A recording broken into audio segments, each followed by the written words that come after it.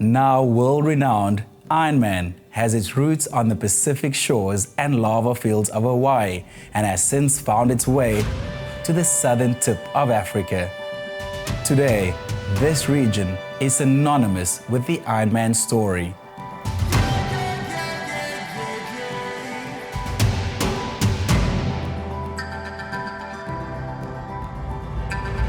Welcome to Beyond the Bay, a journey through Nelson Mandela Bay, where pristine beaches meet untouched wilderness and where the vibrant pulse of a region rich in arts and culture dances with the spirit of the Big Seven.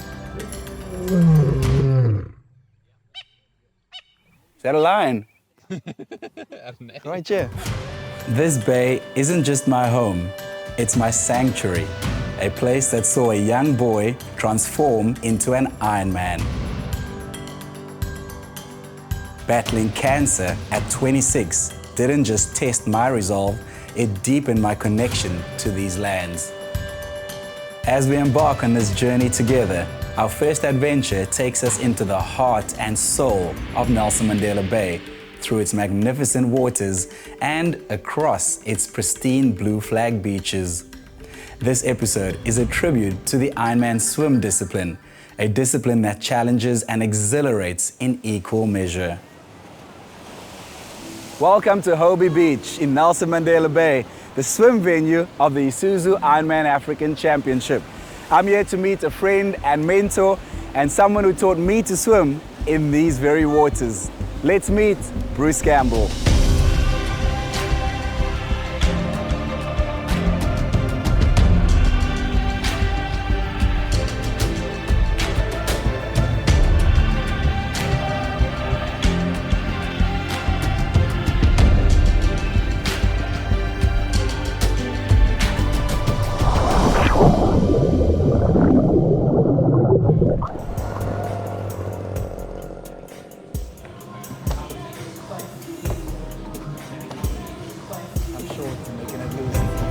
Over my head.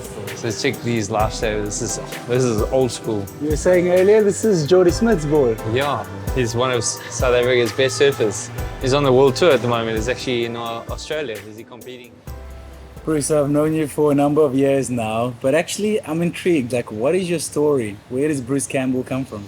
I was born into a lovely, caring family. My parents are both teachers. And I have 3 brothers, so 4 boys. It was quite a wild family, as you can imagine. Competitive household. Competitive, yeah. We used to fight amongst each other a lot and also compete against each other a lot. And when I was 6 years old, I got diagnosed with a very rare virus called Guillain-Barré syndrome, which rendered me completely paralyzed. I had to have an emergency tracheotomy where a ventilator breathed for me, and then I left hospital in a wheelchair, told I would never walk again. And then slowly but surely, my dad taught me how to swim, and I basically learned how to swim before I learned how to walk. And then eventually my body started developing while I was swimming, and then I pretty much started walking and running, and my dad got me my first bicycle, and this is about a year and a half down the line. And then I was pretty much you couldn't stop me from then. What were your teenage years like then? Once I got into high school, I had quite a successful time in like school sports, you know. Made national teams for water polo, swimming, life-saving, surfing. You can see a trend there of lots of water sports. And then I started studying sports science here in Nelson Mandela Bay. And through my studies, I found this wonderful sport called triathlon. How did your journey to Ironman begin from there? I think I was about 23, 24 years old. And I really started to actually doing some proper training for it. And after doing a couple of local events here, I think the obvious step is just going to do, you know, what the fabled Ironman distance, and or at least I started with a half Ironman. At the time, it was the one in East London. You know firsthand how tough that course is, and it humbled me and showed me that you need to get stronger if you want to be at the top in those races. Were you first out of the water at least? Yes, I think I held the record there for a few years. I might have blown up later in the race, but was that the one where I found you on the bike, standing on the side of the road?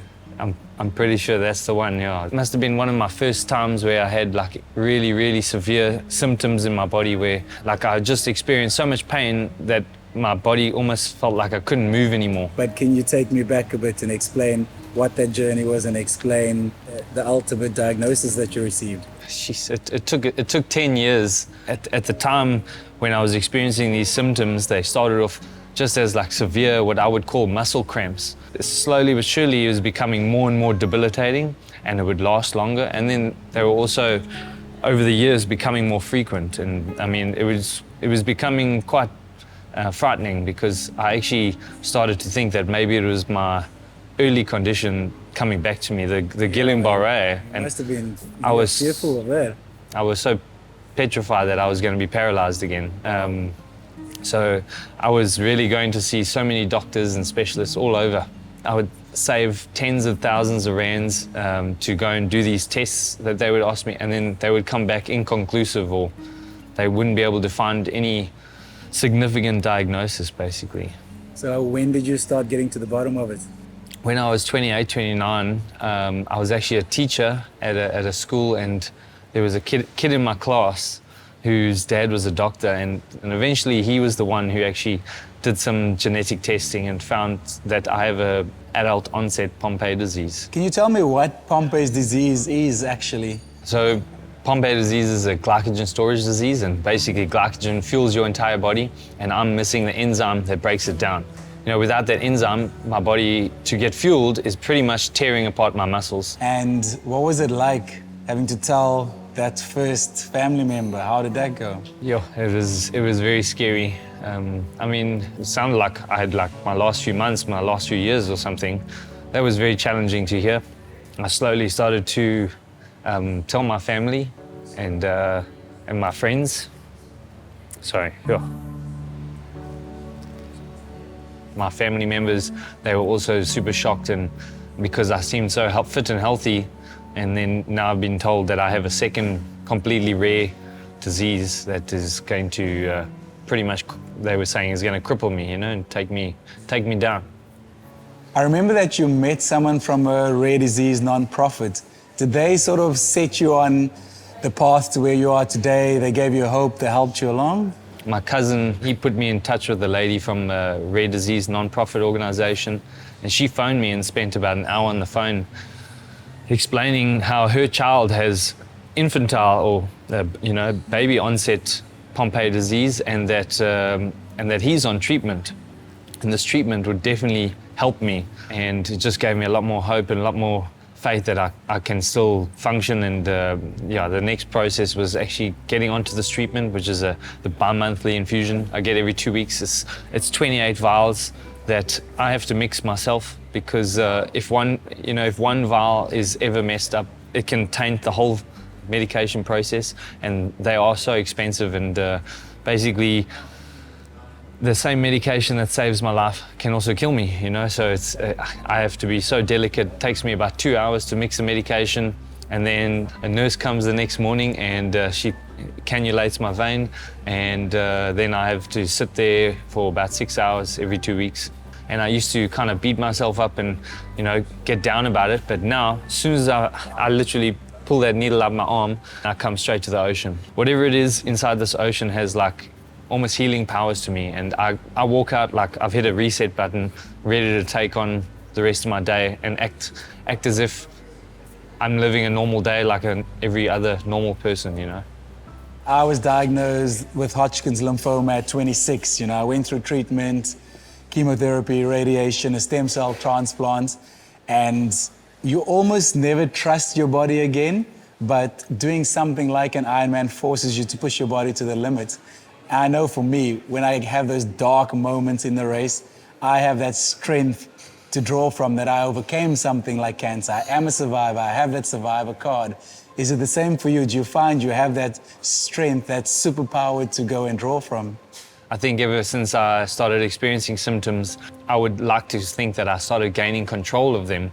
You know, I started to, instead of the disease owning me, I started to be in control of the disease, and the doctor told me one way, and I said, no, I'm gonna go this way, and I'm gonna live my life. I'm not gonna let this disease run my life. And over the time, you experience all these different adversities, and overcoming them teaches you one thing: don't ever give up.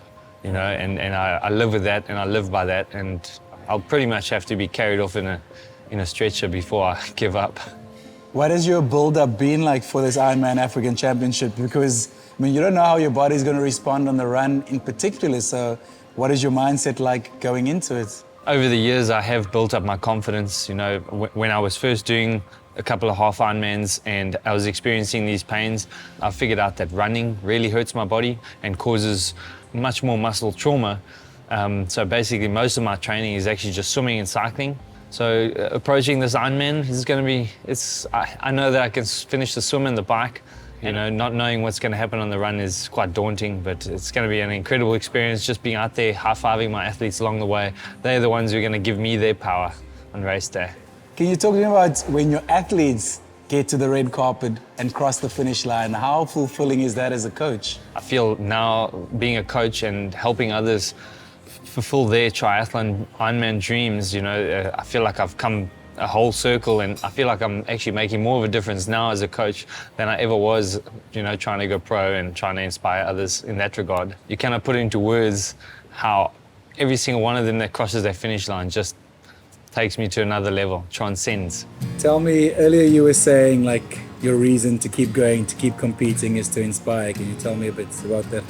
So, I think the only reason I do these challenges like an Ironman is I don't really have to do them, especially with my condition and the challenges I face, but I feel that by doing them, I'm showing others maybe who don't have the challenges I have, if I can do it, they can do it kind of thing, and also others who have been diagnosed with something.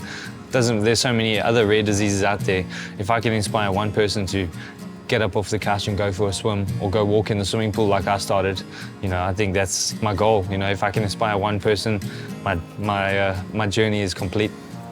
Bruce, thanks so much for this coffee. It's been great to sit down and chat. I've known you for a number of years and I sort of knew bits and pieces of your story, but not quite as in detail as I learned today. So thanks for being so vulnerable, and I have zero doubt that when people hear this, they're going to be inspired and moved. So thanks for being so generous with it. Thank you. I appreciate your time.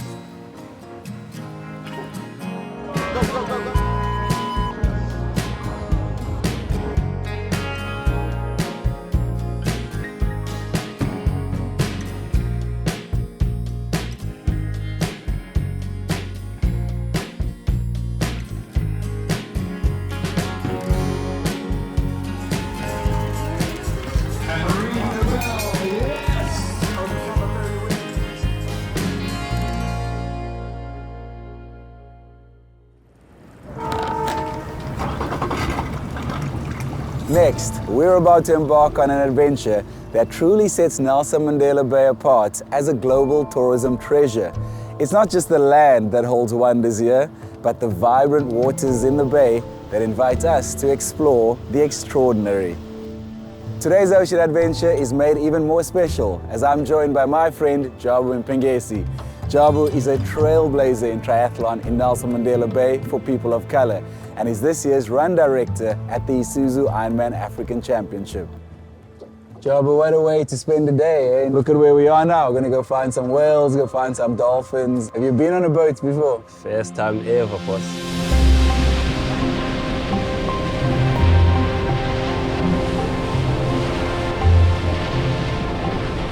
How did you end up in Nelson Mandela Bay, actually? After my high school, basically, I enrolled at the Nelson Mandela University for electrical engineering, and that's how I ended up here. Did you play any sports? I joined the soccer team, so I was playing soccer sort of full-time for the university. But then what used to happen during the exam time, especially, everybody sort of hibernates. So I started running by myself so I can keep the exercise and the training going by myself. And then once I started running, I sort of realized there's actually a running team. So I joined them, and one of the guys said to me, why don't you come and do a triathlon, the small sprint triathlons? And that time my pastor used to go to church as well. So my pastor says, oh, I've got an old bike, you can borrow my bike and do the sprint triathlons. Could you swim then already? I couldn't swim at all. So I had a few people that helped me a lot with the swimming.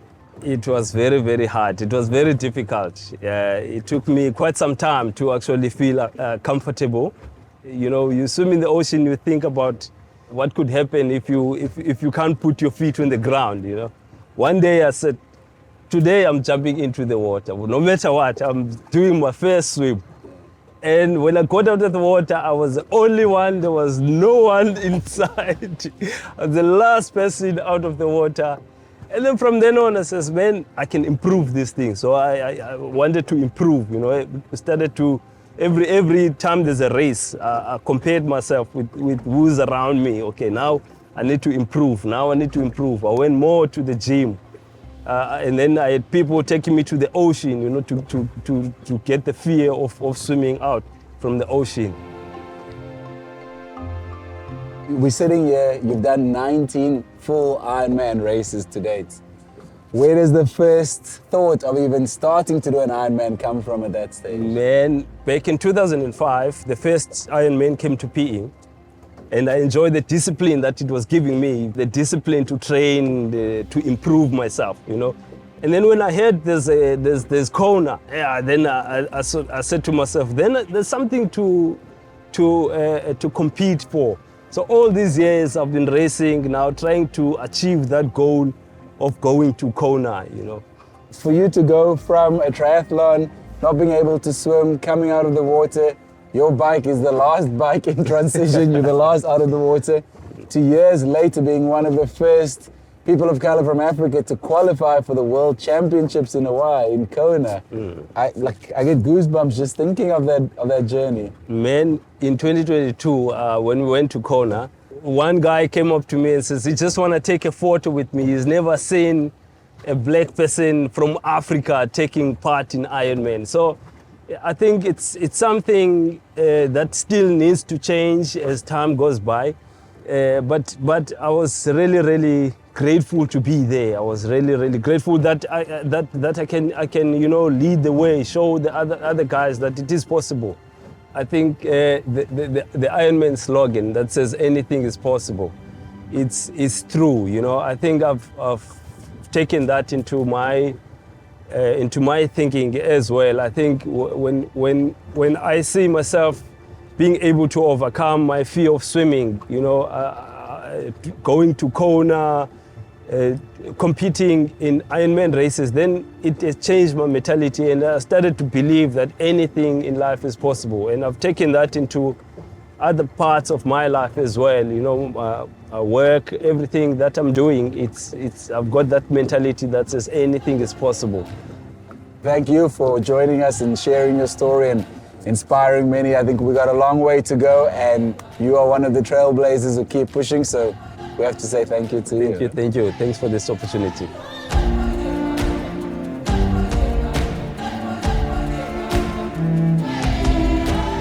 I can't wait to share the beauty of my home and the extraordinary people who make it special with you. But our journey together is just beginning. In this series, we'll dive deep into the heart of what makes an Ironman. Each episode will focus on one of the Ironman disciplines: swim, bike, and run. We'll explore the corners of Nelson Mandela Bay that echoes the essence of these disciplines, uncovering the stories, the challenges, and the triumphs that each one represents.